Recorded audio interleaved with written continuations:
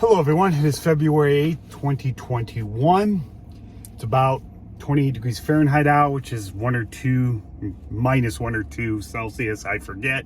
Anyway, it is Geo-Rant 136, and today we are going to be talking about failed rifts. Now, I did a thing on Twitter where I did a poll. I do this quite often. And I was talking about rift systems, and there was some confusion. First of all, I need to say a rift system won't necessarily become a spreading center. Now, I'm going to quickly explain how rifts form, and I'm going to show you a map of the world where some of them are. Basically, a rift, we think the main mechanism behind plate tectonics, which is a bizarre way for the Earth to lose its heat, internal heat, is through what we call, slab pull. So basically gravity driven. So what will happen is a subduction area will form, and this is cross-sectional view, and we'll start to slide under another plate. But as this happens, this relieves pressure somewhere else, usually on a continent, causing extension, and magma will start to rise up through, up through somewhere else and cause a rift to form. And if that rift propagates, it will eventually become a spreading center. And in map view, a rift looks something like this. Now, here's a triple junction, here's a triple junction. It tends to form these triple junctions because when you punch up through a semi-curved surface, that's what tends to form. Now, you see some are red and some are black. The red will continue to rift. The black is what we call, and if I mispronounce, because I mispronounce this word all the time, I apologize, that's why you're going to see it written, is an allocogen. That is not a failed rift. An allocogen, here's your triple junction in map view. As your rift forms, your triple junction, the center's where it's popping up, where magma is starting to rise, and the continent is extending there. One of these arms will die, or there's some other things that can happen to it, like it become a transform fault, but talks for other times.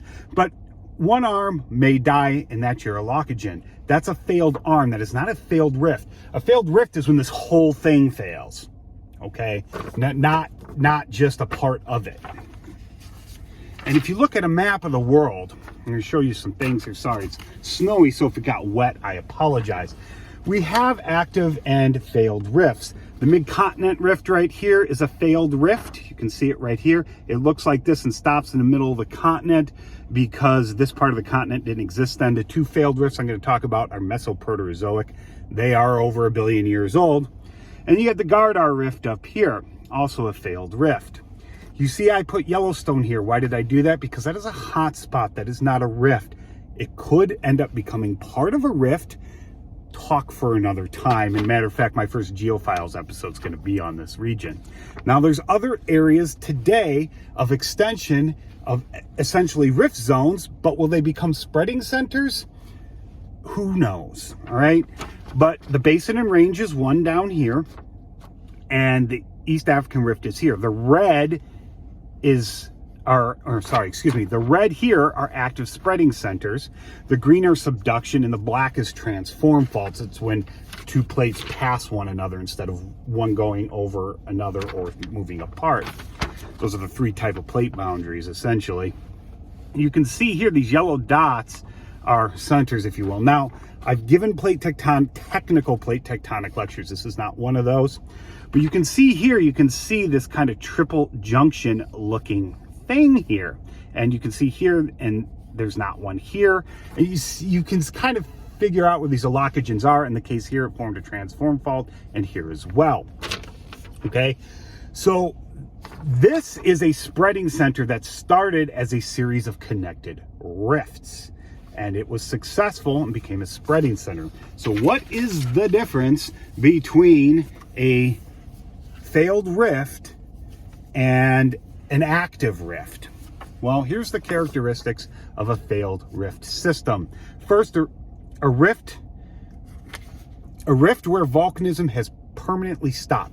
Now, as the continent or whatever starts to split apart and magma comes up through, and you'll see it here in a little bit, that causes volcanism. Okay, and if there's still active volcanism, it hasn't failed. A failed rift has to meet all these five criteria. You can call it, instead of calling it a failed rift, you can call it an extinct rift if you want, but that's not a term we use, so we just use failed. Number 2 here of a failed rift, no active magma plume beneath it. That means that there's no magma coming up to cause that volcanism. 3, no active extension in the rift basin. What that means is the plates are not moving apart. There's no active rifting going on there. You need to spread apart to make room for those volcanics to come up to the surface. Number 4, subsidence of the rift basin has occurred and sediments have at least partially filled it. And I'll show you a demonstration of that here in a second. And number 5, the continent where the rift began to form failed before the ocean basin between it formed. Once the ocean basin forms, you essentially have a spreading center. Your rift has grown up, if you will. Now, what do I mean? I'm going to look at something in cross-section. I showed you this thing, which is a map view. But we're going to look at a cross-section, several different parts here. Okay, a rift starts to form. This is your base of your crust or lithosphere. It depends. We'll just say this is your crust, okay? These are oversimplistic diagrams. They are not meant to be analogous to any actual rift, all right? But basically what happens is, so you've got subduction going on somewhere, which causes extension. Then what happens is that relieves pressure in the mantle, causing magma to rise. Basically, relieving pressure can cause rocks to melt. And then it starts to fill these grabens here. That process will continue, and here's your plume, and you get a basin film. Now, this is still in the rift stage. Now, what happens if that rift stops for whatever reason? There are multiple reasons why these things can stop. Passing a continent, passing over a rift, an ocean rift where a mature spreading center is formed is one way. Other collisions can do it as well, but it talks for other times.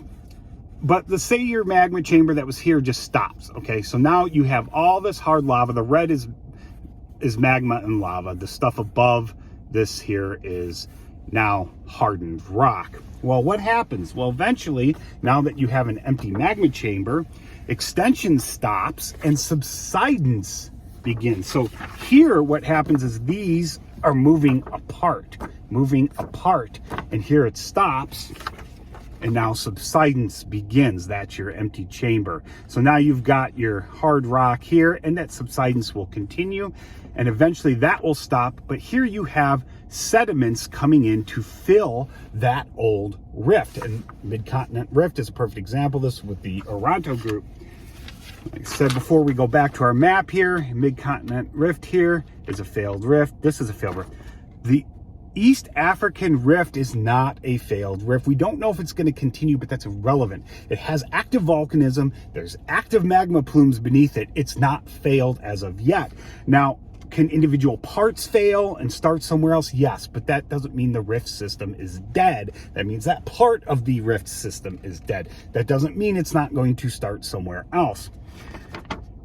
Basin and range is another thing which I'm going to talk about in a Geophiles episode, but this is the very beginning of rifting. Will it continue or not? I think it will, but it also is not failed technically. There's still active volcanism. I mean, we have volcanics that have erupted on the surface, you know, in the past 1,000 years in Southwest North America here. Okay, so remember, so here's the 5 criteria for a failed rift system. Just remember, a failed rift is not a spreading center. Spreading center is a successful rift that has matured and an ocean basin has started to grow in between them. Just so you can see side by side the 2 cards I gave in cross-sectional view showing how a rift fails and then becomes filled with the clastic sediments, which are orange. It can be limestones too. Lakes will form in these things like the Mid-Continent Rift. And here is the map view of triple junctions and allocogens and things as such as your allocogen. But anyway, that's it. This is getting too long. If you have any questions or comments, please leave them below, and I hope you learned something. And I apologize if I made any errors, but I was trying to get this information out quick.